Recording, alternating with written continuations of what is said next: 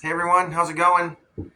I thought of another idea for a video the other day and kind of excited to do this one.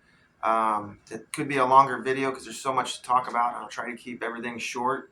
But I thought I'd put something together on how to muffle your drums. For this, I'm going to use a 12-inch tom, and this would work for the other toms in your drum kit or even your snare drum in some cases.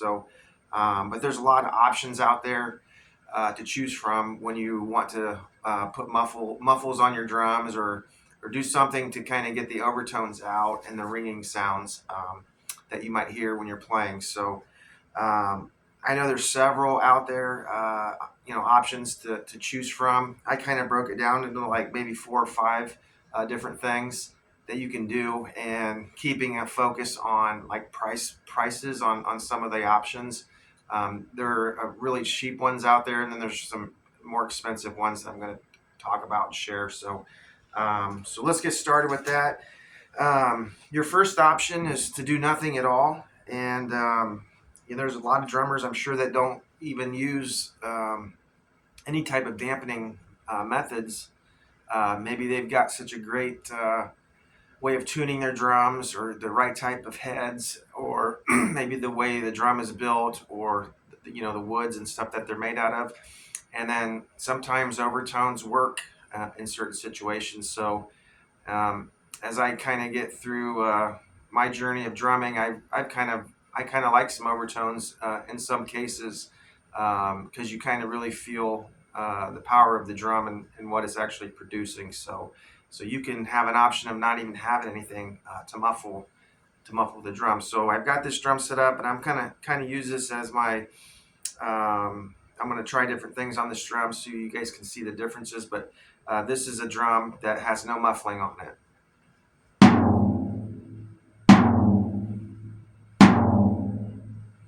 So if you can hear that, basically I hit the drum and there's kind of like a resonance that lingers on for a few seconds.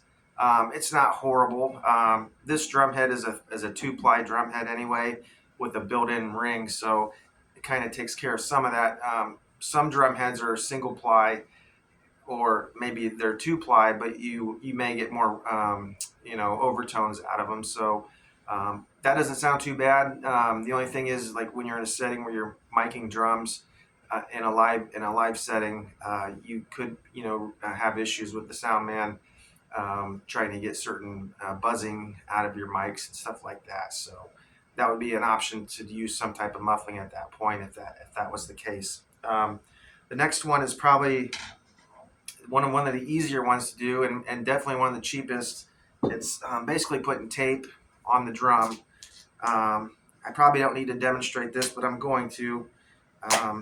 And I got duct tape ranging from like $3 to $5 for a roll. So for this, I conveniently have some green duct tape to match this drum. But what I would recommend, I've seen other drummers do this, is they kind of tear a piece and they kind of roll it up a little bit, and something like that. Just kind of set it on the top of the head. I'll kind of show you when I'm finished. And then you just take another piece and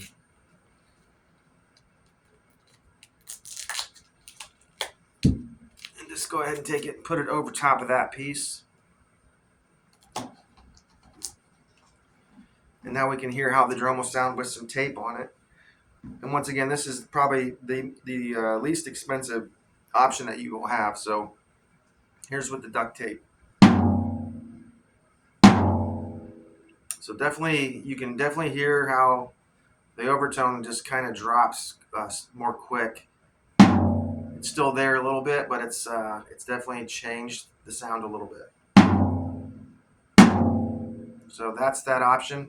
When I started playing drums, I did use tape, and I didn't really know what I was doing with it, and so I didn't watch any videos or have anyone kind of show me what to do. I basically was looking at other people's drums and kind of getting my own ideas. Another reason why I stopped using tape is because it don't look the greatest, on stage, or people are coming up to look at your drums.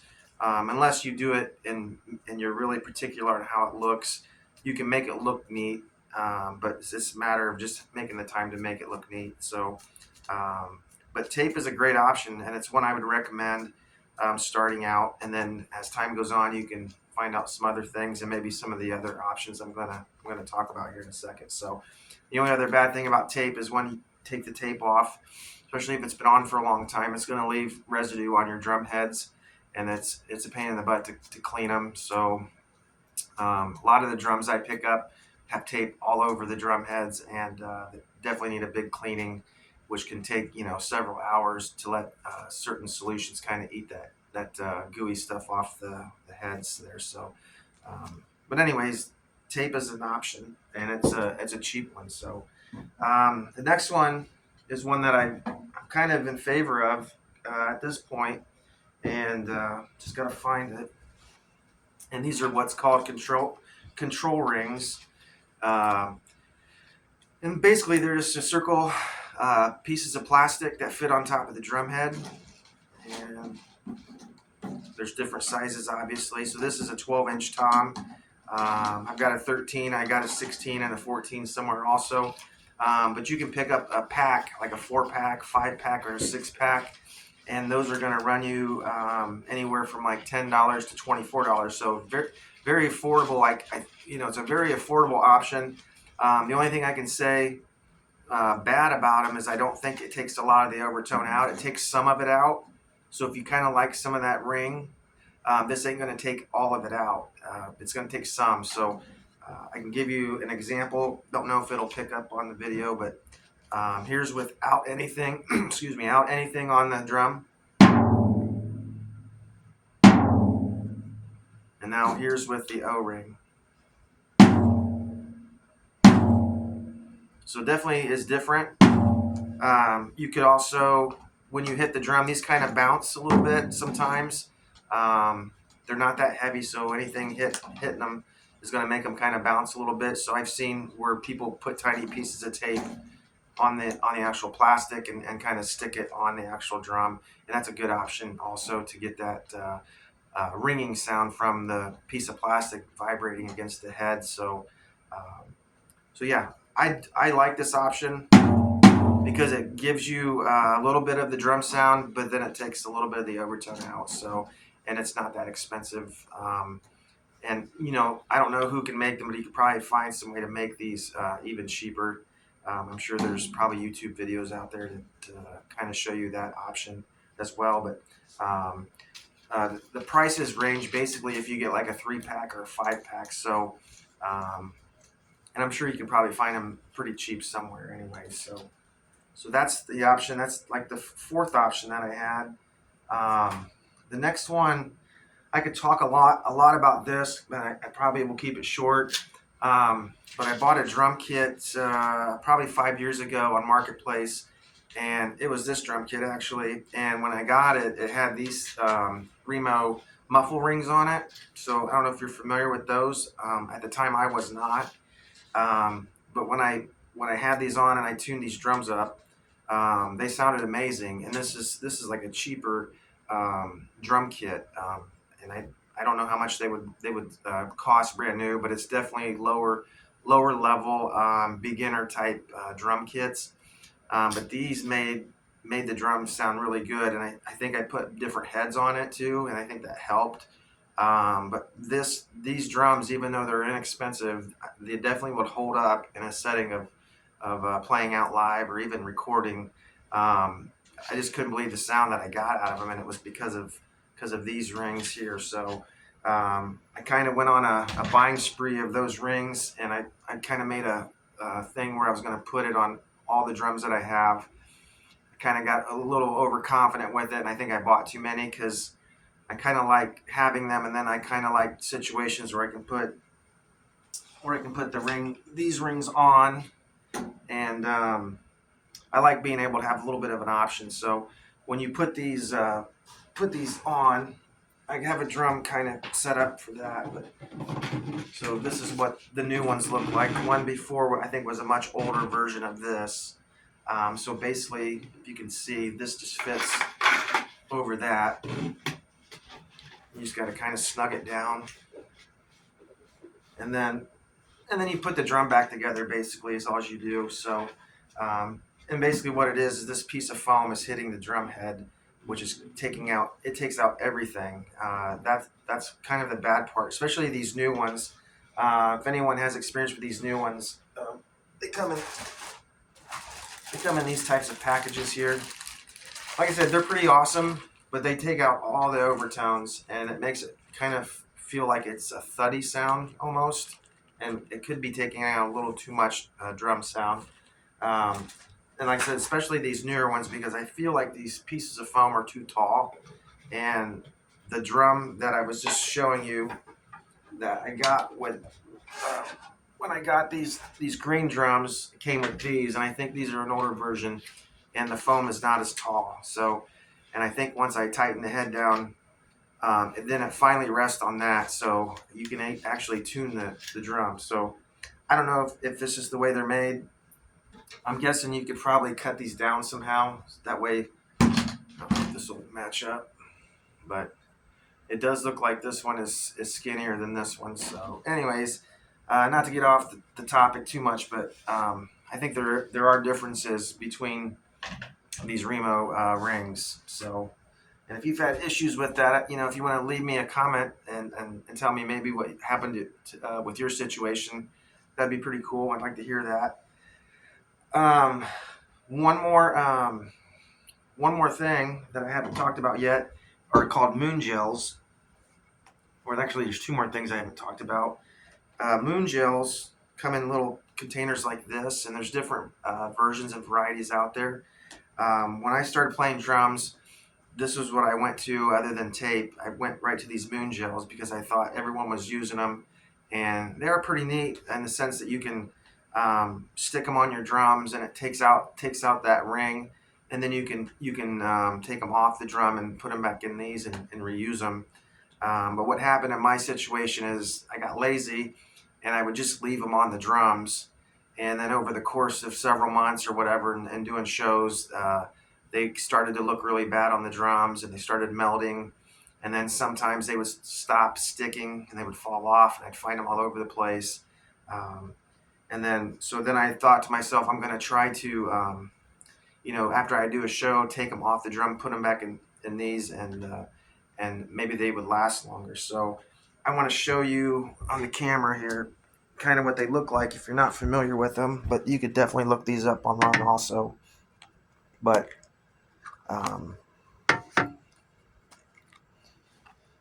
yeah, so many of them. I've probably spent $200 in my life on these moon gels. But this is what they look like if you buy them, and they're brand new and clean and haven't been used. So you can kind of see them. They're just kind of like gel. So, but they don't stay neat like that for very long. So this is what they look like after you've used them. And they don't look. They're not even really usable. They won't stick. They're kind of losing their form.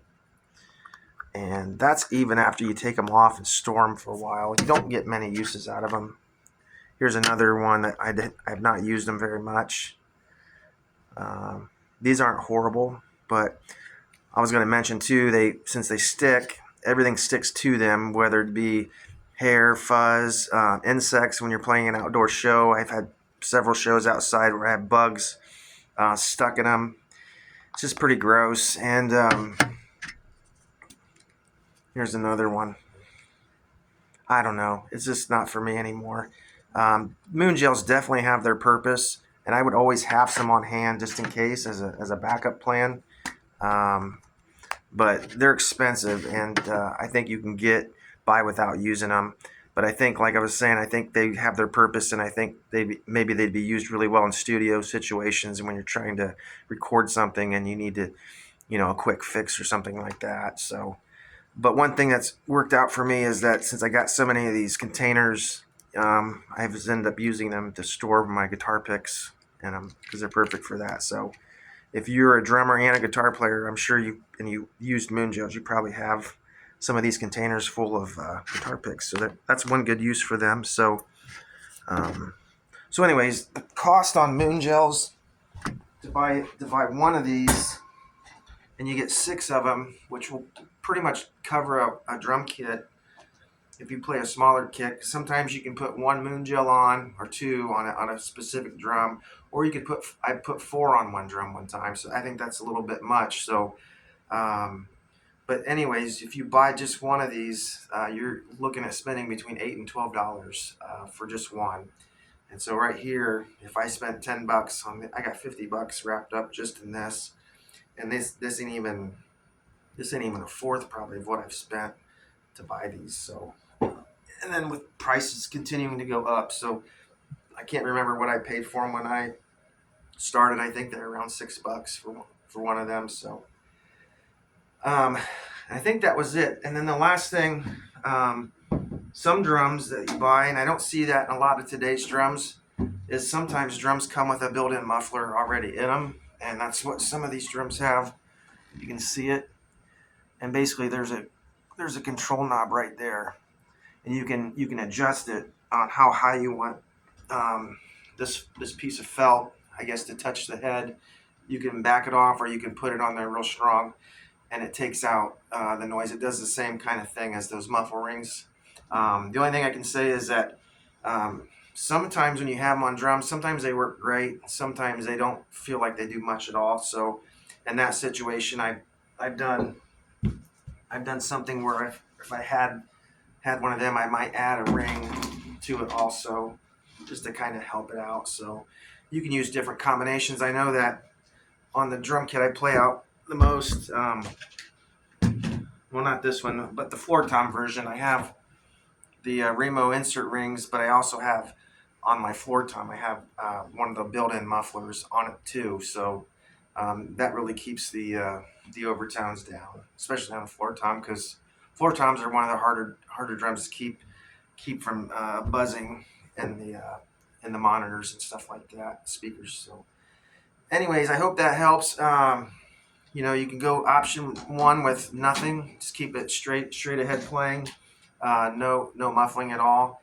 That's the cheapest, obviously. And then the next one would be duct tape.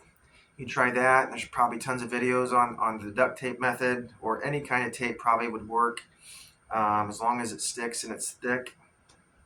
Moon gels was the other one, the most expensive version of muffling that I can come up with. I wouldn't throw it out the window and not say you won't use it sometime, but it's not one that I'm going to go back to.